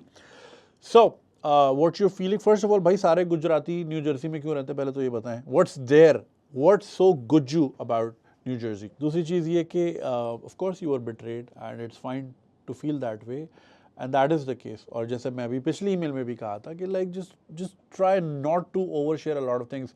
फॉर एग्जाम्पल, जिस तरह हमें इतनी सारी ईमेल्स आती रही हैं पहले भी, जहाँ पे अपने ही फेलो कंट्रीमैन ने जो है गाड़ी मांग ली, ये मांग लिया, फेवर्स मांग लिए, बिकॉज दे नो कि अच्छा इतने पैसे कमा रहे हैं तो फिर इतना इसका मार्जिन होगा। जिस तरह बैंक्स होते हैं ना, क्रेडिट कार्ड देने से पहले आपका वो दिस टर्म मैं हमेशा भूल जाता हूँ कि ये कितना पे बैक करने की इसकी कोशिश है। कि फॉर एग्जांपल अगर ₹1,00,000 सैलरी है तो और किराए का घर है, दिस दैट ये सारे हैं, तो ये इतना तो पे कर सकता है, तो उसकी लिमिट फिर उतनी रखी जाती है। So this is why desis are so involve in other peoples life कि क्या चल रहा है, कितना कमा रहा है, कितना आ रहा जा रहा है, तो ताकि उसकी लेंडिंग एबिलिटी क्या है। तो भाई always be very very mindful. एक तो वो होता है ना, देखो some people are way too nice, और वो समझते हैं कि जस्ट बिकॉज मेरे दिल में किसी के लिए खोट नहीं है तो अगले के दिल में भी नहीं है, जबकि ऐसा नहीं होता। I have suffered a lot and like to this day I suffer from the same problem कि मुझे लगता है, और आई एम नॉट से कि मैं बहुत अच्छा आदमी हूँ, ऑफकोर्स मेरे अपने अंदर बहुत सारे फॉल्ट्स हैं, I can be a toxic person as well and I can have my own shortcomings. However I have never thought evil about others. ना ही मैंने कभी ये सोचा कि जी मैं इसका बिजनेस कैसे ख़राब कर सकता हूँ, या मैंने कभी किसी के बिजनेस गिरने की दुआ की है, ना किसी फेलो कंटेंट क्रिएटर अगर कोई मुश्किल में है उसका मजाक उड़ाया है, as oppose to others how they did me, but fuck it, who cares.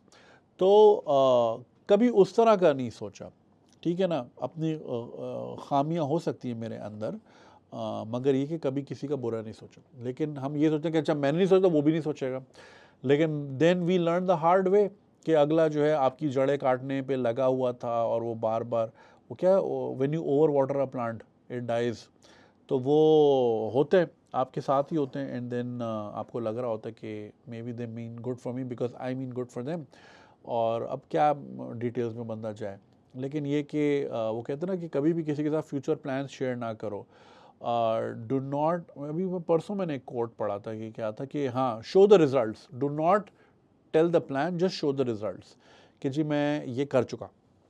और हमेशा प्लानिंग जो है साइलेंस में करें किसी भी किस्म की। अब देखिए ना, दिस इज़ व्हाट मुझे ये चीज़ बहुत बुरी लगती है कि अगर मैं एक कमरे में बैठा हूँ, right, this is my zone, ठीक है।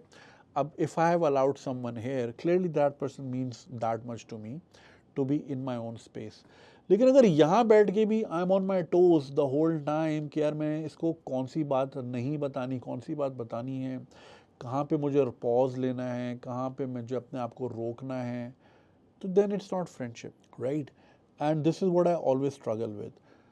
आई ओनली हैव टेक्निकली 2 फ्रेंड्स। वो दोस्त हैं, सॉरी 2 नहीं 4, ये वो दोस्त हैं जिनको मेरे फेम से कोई फ़र्क नहीं पड़ा। ना ही उन्होंने कभी मेरे फेम को कैच करने की कोशिश की, ना कभी उन्होंने मुझे बोला कि जी ये मेरा बिजनेस है, इसको शाउट आउट दें, या ये मेरा काम है। ना वो वो उन्होंने कभी भी मुझे किसी तरह से मिसयूज़ नहीं किया, मैं आज भी उनके लिए वही हूँ जो हम पहले से था। बहुत से लोग हैं जो कि अब डिफरेंट तरीके से बात करते हैं as oppose to before, and they don't, that's not because they respect me, but that's because I have become someone, so I can clearly see that. तो वो दोस्त ऐसे हैं, जिन 4 दोस्तों की मैं बात कर रहा हूँ, उनके सामने लाइक मेरा कोई पर्दा नहीं है, and I feel very relaxed to the point कि मैं जहाज़ लेके जाता हूँ उनसे मिलने, कि बिकॉज आई नो कि मैं यहाँ पे रिलैक्स्ड हूँ and I can talk whatever the fuck I want to, और ना वो मुझे जज करेंगे, ना वो मजाक उड़ाएंगे, ना वो कुछ प्लान करेंगे, ना वो कुछ स्कीम करेंगे, and it's very therapeutic. Therapy में क्या होता है? थेरेपी में यही तो होता है। मेरी थेरेपिस्ट ने कभी मुझे कोई दवाई थोड़ी लिखी, खैर she is not suppose to, she is a she is a psychologist, तो वो उसका काम डोमेन नहीं है, वो तो साइकेट्रिस्ट देता है, मगर वो she offers a space where I can go and say whatever the hell I'm feeling, and it's an absolute non-judgmental space, and that's something that I really love. और उसमें I mean she gives me a lot of perspective about a lot of things. कुछ चीज़ें होती हैं जो कि मैं उस एंगल से नहीं देख रहा होता, and her being a woman, you know, she offers another perspective at times, and it has greatly helped me, and I've been seeing her for 5 years now. तो वो the relaxation of having a space where you can be yourself throughout is very therapeutic, it's very helpful. मगर अब फिर यहाँ पे वही वाली बात है कि अगर आपके दोस्त आपके कंपेटिटर्स भी हों, and I always knew this, you know, मेरे ज़्यादातर दोस्त कंटेंट क्रिएटर्स ही थे, right, and I also always knew deep down कि यार at the end of the day we are competing for the same brand. अगर उसको कोक का कॉन्ट्रैक्ट चाहिए तो मैं भी, मतलब प्री बॉयकॉट बात कर रहा हूँ भाई, पकड़ लेंगे कि जी कोक के कॉन्ट्रैक्ट ढूंढ रहे हैं, तो उसको भी वही चाहिए, मुझे भी वही चाहिए, ठीक है, वो भी अपने स्किल में आगे पीछे हाथ पैर मार रहा है, मैं भी अपने स्किल को पॉलिश कर रहा हूँ, इनोवेशन ला रहा हूँ, और ये कोशिश कर रहा हूँ कि यार किसी तरह मैं कॉन्ट्रैक्ट जी जाऊँ। तो आई always knew deep down way competitors, but वो एक होती है ना कि अब जैसे कोहली और बाबर आजम की भी तो दोस्ती है ना, ठीक है, they're competitors on the field, but off the field they're friends. मगर फिर जब बात यहाँ आ जाती है कि यार अब आपको यही सोचना पड़ेगा यार पता नहीं मेरा दोस्त है भी कि नहीं, इसके जहन में क्या चल रहा है, दिल में क्या चल रहा है, तो इट बिकम्स वेरी पेनफुल। फिर बंदा कहता है मैं आइसोलेशन में ही ठीक हूँ, hence on a fucking Sunday I am here, because ऐसे दोस्तों से बेहतर है बंदा अकेला ही रहे। खैर आप दोस्त हैं ना, बात कर तो रहा हूँ मैं, and I get my therapy here. So in your case हमेशा की तरह do not share, specially professional plans बिल्कुल भी ना शेयर करें, अपॉर्चुनिटीज़ ना शेयर करें। सरफेस लेवल पे आप बात कर सकते हैं कि I am looking for roles, but don't specify things to the point कि अगला इंटरव्यू में आपके साथ बैठा हुआ है। डू मेंशन कि हाँ ठीक है, इंसान को ओपिनियन भी चाहिए होता है, दिल भी हल्का करना होता है, बहुत सारी चीज़ें होती हैं दिल में, और बंदा अगर दोस्त से ही ना शेयर कर सके तो किससे करे। But be always be mindful कि अगर अगला बंदा आपका बचपन का दोस्त नहीं है ना, देखिए ये सारे बाकी की फ्रेंड्स दोस्तियाँ मेरे ख्याल से वही होती हैं जो बचपन की होती हैं, और जो मैंने 4 मेंशन किए उसमें से 2 बचपन के ही हैं। दूसरे को भी आप बचपन ही कह सकते हैं, बट वो मेरा दूसरा टाइप का बचपन, मतलब I was in my late 20s, but दूसरे किस्म का बचपन होता है। तो unless that is the case, क्योंकि बाकी सारे मौसमी दोस्त थे ना, हमें लगता था जो हमारे कॉलेज के दोस्त हैं यार ये तो ज़िंदगी भर चलेगी, यूनिवर्सिटी है खल्ली वल्ली पता ही नहीं चला कहाँ गए। यूनिवर्सिटी के दोस्त लाइफ लॉन्ग यार, हमारे तो शादियां भी इधर ही होंगी वगैरह वगैरह वगैरह, खल्ली वल्ली प्रोफेशनल लाइफ में गायब वो सारे। फिर लगा यार इस ऑफिस के दोस्त, हमारे ऑफिस के दोस्त कैसे माइग्रेट होते हैं, जैसे जैसे ऑफिस चेंज होता है दोस्त चेंज होते रहते हैं, तो वो लाइफ लॉन्ग नहीं रहते। तो बड़ा मुश्किल हो जाता है कि बंदा अपने आप को कहाँ एक्सप्रेस करे और कितना एक्सप्रेस करे। सो आपके लिए और आप जैसे जितने लोग सुन रहे हैं उन सब के लिए यही कि specially when it comes to desis, there is going to be a lot of disappointments. I don't know what's wrong with our culture, ये हमारी टीचिंग्स का मसला है, हमारे कल्चर का मसला है, या फिर ये कि एक जनरल इनसिक्योरिटी है हमारे माशरे में बहुत ज़्यादा, that we are out to compete everyone and anyone. हर वक्त का एक मुकाबला है फजूल का, it stresses you out, it aches your body. यार मैं हर वक्त क्यों टेंशन में हूँ, you get it, it's like driving in Karachi, आप हर वक्त अलर्ट मोड पे हो। मैं उस दिन I was dropping this really good person, he is a good friend, but like हम इतना टाइम साथ गुजार नहीं सके। तो he is here from Canada, तो मैं उसको छोड़ने गया all the way to North Nazimabad. रात past midnight on a weekday I couldn't drive beyond 30 kilometres. तो मैं बोला यार प्लेजर किधर है, हर वक्त तो अलर्ट है, रिक्शा आ रहा है, बाइक आ रही है, ये आ रहा है, वो आ रही है। So like it wears you down. इंसान जहनी अब गाड़ी चलाते हुए तो मैं नहीं थक रहा ना, मैं सिर्फ हाथ यूँ कर रहा हूँ या पैर यूँ कर रहा हूँ, राइट। तो थक क्यों ना हूँ, थक इसलिए ना because the stress is tiring me, the stress of कि अभी ये घुसेगा, ये ट्रक यहाँ क्यों आ रहा है। परसों मैंने एक वो ARY में एक साहब काम करते थे राइटर, उनके ऊपर पूरा वो गिर गया oil tanker, like it crushed his car like this. So every time I was crossing a tanker I was like fuck, भगाओ यहाँ से। तो वो constant stress थका देता है।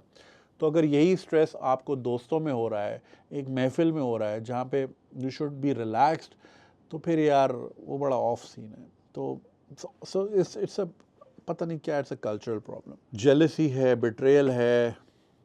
Is it because of a dramas? हमारे ड्रामों में होता है, हमारे पॉलिटिक्स में भी यही होता है। It's just sad. So a lesson for you, ज़्यादा चीज़ें शेयर ना करें, do not over share, don't share more than 10% of what you know, specially when it comes to something that जिसका एंड गोल पैसे हों या फेम हो, शोहरत हो, anything that is anything that's a currency, right, चाहे वो सोशल करेंसी हो या लिटरल करेंसी हो, because people are out there competing all the time and then next thing you know video call में दोस्त बैठा हुआ है। So lesson for you and lesson for all of you out there, ज़्यादा ना share करें, सरसरी बातें करें। You never know who is out there to back stab you when this is the society we live in unfortunately and this is the way the world works now. वो politeness और वो जो है ना वो it seems like a thing of a past. Honour ही ख़त्म हो गया लोगों में यार, मतलब अब सैमुराई मूवीज़ में ही दिखता है खाली ऑनर, और कहीं नहीं दिखता। तो people lack the honour and I think this is it. इसमें कोई साइकोलॉजिस्ट ही बता सकता है इसमें, इज़ इट सोशल मीडिया? क्योंकि दुबई में you know I would feel that, क्योंकि दुबई इज़ अ प्लेस जहाँ पे you're in a candy store and you're not there forever, so everybody's like out competing. मैं जितना maximum बना लूँ, और फिर इतनी चमक धमक है, and like you know the gorgeous buildings and skyline and the beautiful women from around the world. So वो जो angst है ना to out compete the other, वो बहुत ज़्यादा है, because वो toxicity बहुत visible है, right? शांति नहीं है, बहुत तनाव है, तनाव वाली ज़िंदगी। So generally people lack honor these days. I think in the age of social media where it's so much glitz and glam everywhere, everybody wants a Bugatti, और फिर उसके लिए वो कुछ भी करने को तैयार है, because everybody believes you only live once, और सबको रॉकस्टार लाइफ चाहिए, रैपर वाली लाइफ चाहिए, डैन बिल्जेरियन वाली लाइफ चाहिए, और उसके लिए वो कुछ भी करने को तैयार हैं, चाहे उसमें किसी दोस्त का गला कटे या कि रिश्तेदार को आप बिट्रे करो, कुछ भी करो। तो लोगों के अंदर से ना वो मर गई है, and they just want to live the flashy life at the cost of destroying other people. So please be very mindful and be very careful. This is a strange world we live in, but this is how it is. I hope you find peace. Thank you. Alright जी, next है parents are not giving me respect. सलाम अलैकुम जुनैद भाई, उम्मीद करता हूँ आप खैरियत से होंगे और आपको बहुत सारी दुआएं, अल्लाह आपको और कामयाब करे। Thank you. मैं 28 साल का हूँ, मैरिड हूँ, सब कुछ अच्छा है, अच्छी जॉब है और घर की ज़रूरत में मैं और वाइफ पूरी करते हैं। अभी मेरी बहन की शादी है, उसके लिए डबल जॉब्स कर रहा हूँ। जुनैद भाई, आपको सब्जेक्ट लाइन देख के एहसास हो गया होगा, प्रॉब्लम यह है कि मेरे वालिद साहब अक्सर मेरी वाइफ के सामने मुझे कोई भी काम बोलेंगे तो ऐसे बोलेंगे जैसे कि ये ऑर्डर है, और ये शादी के पहले से ही बट आफ्टर मैरिड कोई चेंज भी नहीं आया। अच्छा, पहले भी यही था। और मैं डबल जॉब करके इतनी फ्रस्ट्रेशन होती है, सैटरडे आराम करता हूँ और काफ़ी दफ़ा कम्युनिकेट कर चुका हूँ कि आप प्लीज़ उसके सामने ना बोला करें मुझे इस तरह, और पोलाइटली मैंने उनको कम्युनिकेट किया, और बहुत बार मेरी इस बात को लेके झगड़ा हो चुका है, पर रिजल्ट इसका यकीन करें कुछ भी नहीं निकला और अब मैं थक गया हूँ। अगर आपके पास का कोई सोल्यूशन है तो ज़रूर बताइए। सोल्यूशन है क्या सब, अब ये तो नहीं बोल सकते कि आप भी डिसरिस्पेक्ट करें आगे से, मगर फिर सोल्यूशन यही है कि आप डबल जॉब कर रहे हैं, पहले तो उनको ज़रा ये एहसास दिलाएं कि ये काम आपके हैं, मेरे नहीं है। पहले वो आपकी बेटी है, बहन मेरी बाद में, तो ये आप शादी की ज़रूरत पूरी करें, मुझे क्यों डबल जॉब्स पे लगाया हुआ है। चलें ठीक है। दूसरी चीज़ ये कि देखिए पेरेंट्स को ना ये होता है कि एक तो बड़ा शौक होता है शादी कराने का, और फिर ये भी शौक होता है कि अब हम ज़्यादा हुक्म चलाएंगे कि इससे पहले कि ये बीवी का हो जाए। एक तो मुझे आश्चर्य की बात समझिए, बीवी का हो जाना क्या होता है भाई? एक टीम मेंबर ऐड की है, अब वो टीम मेंबर है, अब उन्होंने साथ मिलकर अपनी टीम बनानी है, लेकिन उनको बस ये होता है कि भाई again it stems from financial insecurity, क्योंकि बुढ़ापे में आपने पालना है तो अभी से इसको दबा के रखा तो बुढ़ापे में ये हमें एडी सेंटर नहीं छोड़ के आएगा या किसी ओल्ड एज होम नहीं फेंकेगा। जबकि यही रवैये फेंकवाते हैं बहुत सारे जो अक्सर वीडियोस आ रही होती हैं लोगों की कि जी हमारे बच्चे जो हैं कनाडा चले गए, हमें यहाँ छोड़ के चले गए। तो वो एक साइड ऑफ द स्टोरी होती है। आई एम नॉट सेइंग कि kids can not be assholes, of course they are, और बहुत सारे बच्चे ऐसे होते हैं वो बेगैरती करते हैं, मगर ये देखे to every action there is a reaction. उसकी दूसरी कभी औलादों की तो हमने वो वीडियो नहीं देखी कि जी वो क्यों छोड़ के आए अपने पेरेंट्स को, क्या वजूहात थी कि उन्होंने बचपन में उनको साथ किस तरह बिहेव किया, या उनकी माँ को तंग किया, या धौंस रचाई, या ये कि बदतमीजी करते हैं, या फिर घर में लड़ते बहुत हैं वगैरह वगैरह। 10,000 चीज़ें होती हैं। अगेन मैं ये नहीं कह रहा कि पेरेंट्स को वहाँ फेंका, और ऐसा ना करो, कोशिश करो सब कॉर्डियली रहें, मगर what we see is one side of the story. तो इस तरह के बिहेवियर्स होते हैं जो कि फिर बच्चों को मजबूर करते हैं कि फिर वो अपने पेरेंट्स को नहीं पूछते। पेरेंट्स इज्जत समझते हैं कि धौंस मचाने से या शोर मचाने से इज्जत होगी, और तो वो शोर मचा के रखते हैं। बहुत से ऐसे घर होते हैं जहाँ पे अब्बू जी, ज़ाहिर है मोहल्ले में कोई सुनता नहीं है, ज़िंदगी में कोई कामयाबी होती नहीं है, तो कोई अचीवमेंट नहीं होती, तो वो फिर किस तरह पूरी करें? तो फिर इसी तरह डर, कंपनी फेयर से चलती है, तो मुल्क भी फेयर से चल रहा है तो घर भी फेयर से चलाने की कोशिश करते हैं। I remember we had my mom's cousin, अब तो खैर वो उस दुनिया में नहीं है, तो वो ईद के दिन हमारे मामू उनसे मिलने गए, वो दूसरे शहर में रहते थे। अब ईद का दिन है तो उनके जो बच्चे हैं वो अपने ससुराल गए, या ससुराल के लिए रवाना थे अपनी वेस्पा पे, तो उनका भाई इस तरह था रख रखाव घर पे कि ना बच्चों को टेक लगाने की इजाज़त नहीं थी। अच्छा, वो थोड़ा हमारी फैमिली में ना ज़रा पहलवान सिस्टम भी चलता रहा है। मेरे तो बल्कि इनफैक्ट दूर के नाना वाज द वर्ल्ड चैम्पियन, उन पे तो नेटफ्लिक्स की फिल्म बननी चाहिए, पर नेटफ्लिक्स यहाँ कहाँ इन्वेस्ट करता है। खैर वो कभी स्टोरी, बल्कि स्टोरी तो भाई नहीं सुनाऊंगा, वही पिछली ईमेल वाली चीज़, मैं यहाँ स्टोरी सुना दूँ वहाँ कोई बना ले, अल्ली वल्ली बताना ही नहीं है मैंने। But he was a world champion, I am not throwing it loosely कि छोटे मोटे कोई गेम्स खेले, भाई वर्ल्ड चैम्पियन। ब्रिटिश राज ने उनके टिकट्स भी जारी किए थे celebrating his success and glory. Anyway will come to that later on. कभी अकेले में मिले बिल मुशाफा तो पूछिएगा, तो फिर मैं आपको स्टोरी सुनाऊंगा, ऐसे यहाँ तो नहीं बता रहा मैं तो अच्छा, तो वो उनका भी वही सिस्टम था। तो कहते क्या कमरें टूटी हुई हैं तुम्हारी, क्या रॉड डले हुए हैं, क्या है कि ऐसे क्यों बैठे हो, सीधे होके बैठो। तो बच्चे अपने ही घर में यूं करके बैठे हुए हैं, अटेंशन फौजी की तरह। तो मामू जब गए ईद वाले दिन तो उन्होंने जी अपने बच्चों को फ़ोन किया कि तायाबू हैं, गाड़ियाँ मोड़ो जिधर भी हो। अब वो उनकी ज़ाहिर है वो बहुओं की क्या औकात कि वो आगे से रेबेल करे, मगर फील तो किया होगा कि यार ईद का दिन है। ठीक है वो आ गए, पहले तो अव्वल तो मामू को मेरे फ़ोन करके जाना चाहिए था ना कि भाई हम आ रहे हैं, ताकि जो भी अरेंजमेंट्स हो वो ना जाएं, रुक जाएं, बगैर बताए खुद चले गए। अब उनको बोलें कि भाई ना बुलाएं बच्चों को, ठीक है वो अपनी ईद मनाने गए अपने ससुराल, नहीं जी ऐसा कैसे हो सकता है, वापस आओ। आधे रास्ते से वेस्पा मोड़ के बेचारे, आधे लाहौर में कहीं निकल गए थे, वेस्पा मोड़ के आया, आके बैठ गए, जी मामू जी आए, ताया जी आए, वटेवर। तो ये इतनी धौंस इतनी अच्छी नहीं होती यार, अगले को भी इंसान समझना चाहिए। जो बहू है वो भी तो अपने अपने माँ बाप के ही घर जा रही थी ना, वो कौन सा वहाँ वाघा बॉर्डर चीखने जा रहे थे, माँ बाप के घर जा रहे थे, तो उसके दिल पे कुछ ना कुछ तो गुजरी होगी, हम सोचते ही नहीं दूसरों का। तो यही धौंस मुझे इधर भी नजर आ रही है फजूल की। अब्बुओं का ना कुछ होता है, ये मेरे अब्बू को भी था, बस शोर मचा के रखो घर में, पता नहीं क्यों, फॉर नो रीजन, बस शोर शोर होना चाहिए। तो खैर अब तो काम डाउन हो गए उम्र के साथ साथ, तो ये एक देसी मर्दों का प्रॉब्लम है। तो बेहतर यही है अगर आपके मीन्स अलाउ करते हैं तो भैया अलग हो जाए, बोले भाई मैं इस तरह नहीं रह सकता, ठीक है ना, मेरी कुछ इज्जत है, और मेरी इज्जत नफ्स मजरू होती है, सीधी सीधी बात है। और मुझे नहीं अच्छा लगता मेरी बीवी who looks up to me as a man of the house और मैन ऑफ हर फैमिली उस तरह आगे कोई जलील करके जाए। तो अगेन तो पोलाइटली जो है अपना रास्ता अलग कर लें। और जॉइंट फैमिली वैसे ही टॉक्सिक होती है भाई, जॉइंट फैमिली होनी नहीं चाहिए, ये हमारा ही एक है। अब अगेन गरीब मुल्क है, तनख्वाहें हज़ारों में, मकान करोड़ों में, राइट। कभी आप सोच ही नहीं सकते कि आप ले, अरे मैं नहीं ले सकता भाई इस शहर में घर, मतलब ले सकते हैं वो, फिर वो दूसरे कोने में जाके लें, नहीं मीट कर सकते यार आप। तो मसले मसाइल तो हैं। तो कोशिश करें जो दूसरी नौकरी बहन की शादी के लिए कर रहे हैं तो उसके एक्सपेंसेस को ज़रा कट ऑफ करके दूसरी नौकरी से अपने लिए कोई कोई घर ले लें या कोई जो भी कुछ कर सकते हैं, मगर इस टॉक्सिक एनवायरनमेंट से निकलें। तो आप जिस तरह you are grinding your ass off in a place like Pakistan, यहाँ के टॉक्सिक एनवायरनमेंट में यार, यहाँ पे ऑफिस का क्या ही कल्चर है यार। तो बाहर मुल्क में तो फिर पिज़्ज़ा मंगा लेते हैं, यहाँ तो कुछ भी नहीं होता। तो फिर बंदा जब घर जाए तो सुकून के लिए जाता है ना। अब घर में भी अगर एक शोर करने वाला बाबा बैठा हुआ है तो ऑफ सीन है भाई।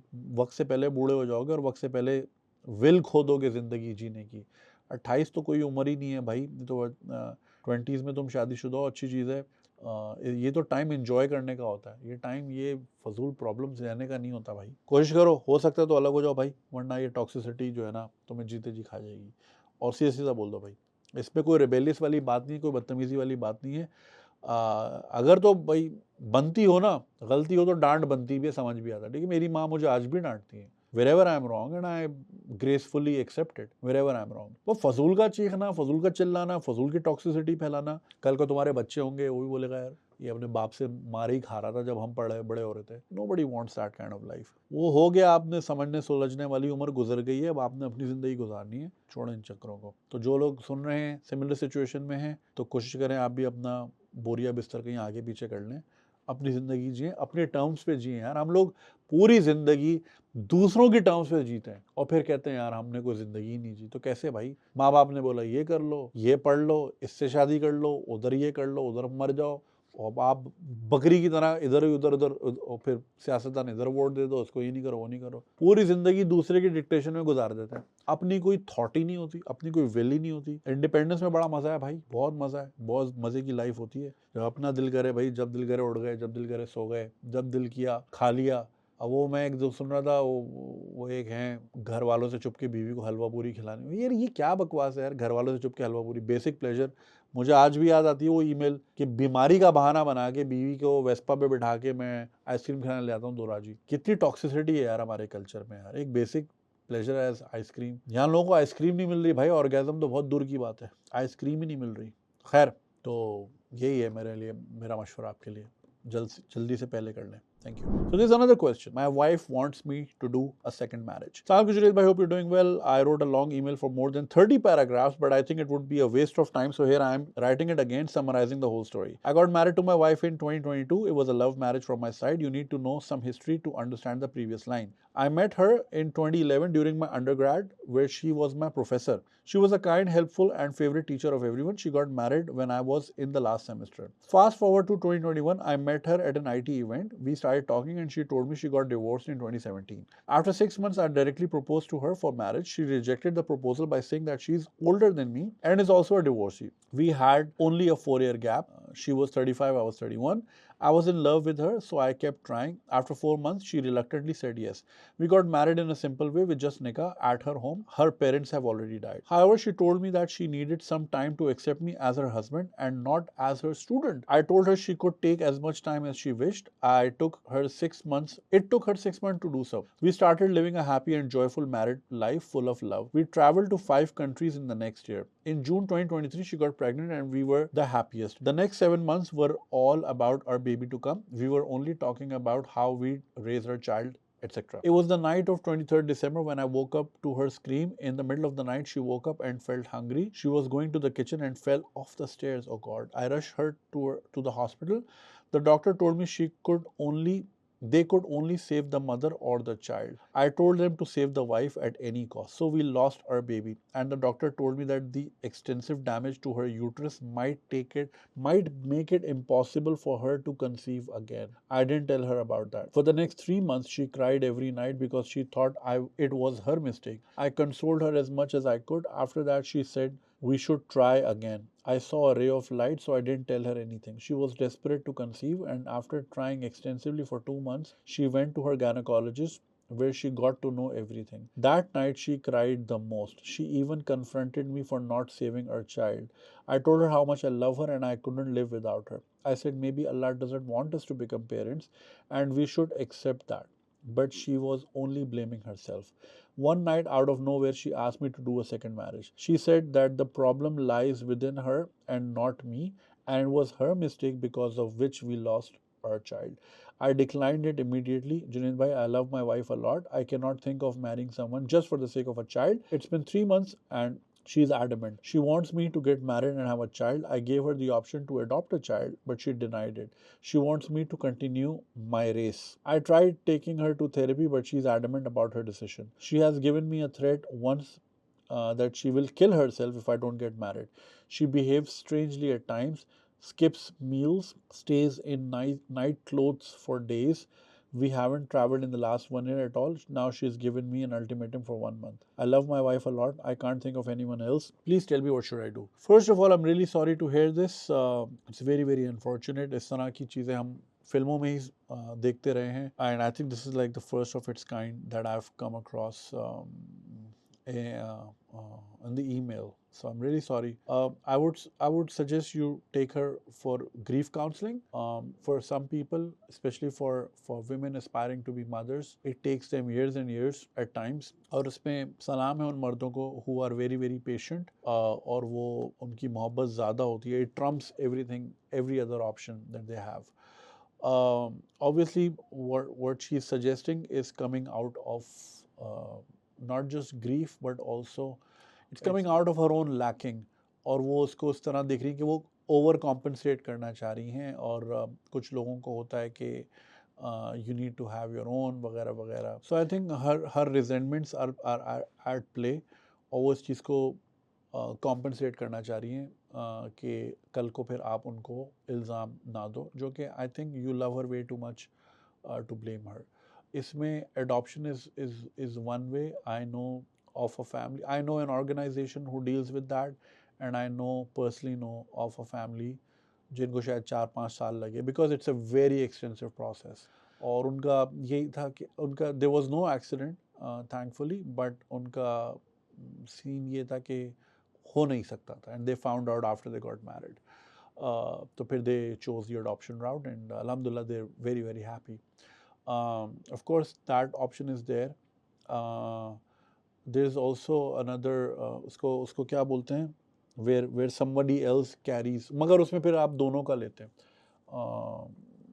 You take the egg and you take the sperm and then someone else carries. Surrogacy is also one option, but of course it cannot happen in this case. इस चीज़ में मुझे इतनी extensive knowledge नहीं है honestly, तो जो लोग सुन रहे हैं अगर किसी को ज़्यादा पता है या कोई तजुर्बा है तो ज़रूर शेयर कीजिएगा. So for now, I would suggest you convince her, you promise her that you will take her ultimatum seriously, but she needs to have grief counseling first or a marriage counselor जो कि वो शायद उनको समझा सके इस तरह कि do not force you into it. क्योंकि फिर उसके बाद की डायनामिक्स क्या होंगी कि like are you going to keep both of them together and then she will always feel the lacking if you end up marrying someone and if you end up having a child then she will always blame her, she will always blame that night and लोग फिर इस तरह suicidal हो जाते हैं, life long depression में चले जाते हैं. So this is obviously not going to be a solution, it will make further problems. So you need to tell her all those scenarios. But ये कि उनको ये बोले कि मैं I will consider what you're saying, but only under one circumstance, and that is that if we go to a grief counselor together or a marriage counselor, relationship counselor, और देखते हैं कि वो क्या suggest करते हैं. अभी हम शायद दोनों irrational हो रहे हैं, शायद मैं आपको नहीं समझ पा रहा या आप जो हैं of course you're trying to compensate of your lacking. और ये कि this is not how I feel, this is coming from you. तो we need to have a professional in between जो कि हमें बेहतर समझा सके. So मैं आपकी बात बिल्कुल मानूंगा मगर आपको पहले मेरी बात माननी है वगैरह वगैरह. So try to convince her that way and seek help as soon as you can because these things जिस तरह आपने बोला कि वो नाइट गाउन में पूरे पूरे दिन गुजार देती हैं, of course it's a sign of depression. फिर आपको ना अच्छे कपड़े पहनने को दिल करता है ना अच्छा खाने को दिल करता है, आपको कोई भी चीज़ अच्छी नहीं लगती and it eats you inside. And like any other disease where you consult a doctor, this is also a mental health issue and of course it also needs to be addressed by a professional. So जितने लोग सुन रहे हैं इस चीज़ को lightly ना लें, ये उतना ही ज़रूरी है जितना जैसे मुझे लगा कि मुझे दिखाना चाहिए, मैंने भी हर किस्म का अल्ट्रासाउंड करवाए. So similarly या फिर ये कि मैं I also go for a mental health check because it's important. तो इसी तरह आप भी जो है उनको कन्विंस कीजिए, I am really sorry for what you gone through, and again it's an accident, ना उन्होंने दिल से चाहा होगा, ना जानबूझ के किया होगा, ना इसमें आपका कोई कसूर है, इसमें किसी का भी कोई कसूर नहीं है, इट्स जस्ट हैपन स्टैंड्स। और कभी कभी ये अल्लाह की मर्ज़ी कह लें, कुदरत का निज़ाम कह लें, कुछ भी कह लें, बट इसको हम चेंज नहीं कर सकते, जो हो गया it's in the past. And उसका मकसद ये नहीं है कि वो ज़िंदगी भर के उसमें, ऑफ कोर्स ये उनको हम कह नहीं सकते, आप किसी डिप्रेस आदमी को ही नहीं कह सकते कि डिप्रेस क्यों हो रहे हो, चेयर अप ऐसे नहीं है। तो मगर ये कि काउंसलिंग बहुत बहुत ज़रूरी है। I hope you find the right person for that, and I hope you find the right help, and I hope she comes out of this as soon as possible. फिर देखिए आगे ज़िंदगी आपकी क्या प्रायोरिटीज़ हैं, आप क्या चाहते हैं, या वो क्या चाहती हैं, या किस तरह चीज़ें लेके चलनी हैं। But what I am suggesting is कि वो जो सजेस्ट कर रही हैं, that would lead to further disaster, and it won't help her in any way. Seeing you having a child with someone else, of course, it's going to eat her inside even more, because फिर उनको वो होगा कि this is the happiness that I can never give, और फिर वो चीज़ उनको further down करेगी. So do not give in to her and try to convince her for grief counseling. Okay, I hope you guys find peace. Thank you. All right, guys. Still have energy to make to have another couple of questions, but my food is already here and hunger pangs जो है ना थोड़ा तंग कर रहे हैं. So I hope you guys enjoyed and learned a lot from this episode. Make sure you support us on patreon.com/ganjiswag because it helps us run operations. और साथ ही साथ सब्सक्राइब करना नहीं भूलिएगा। जो भी कंटेंट रिलेटेड फीडबैक हो ज़रूर भेजिएगा, सवालात हो ज़रूर भेजिएगा। We value all those, and I hope to see you guys next week with another set of questions. तब तक अपना ख्याल रखिएगा। खुदा हाफिज़।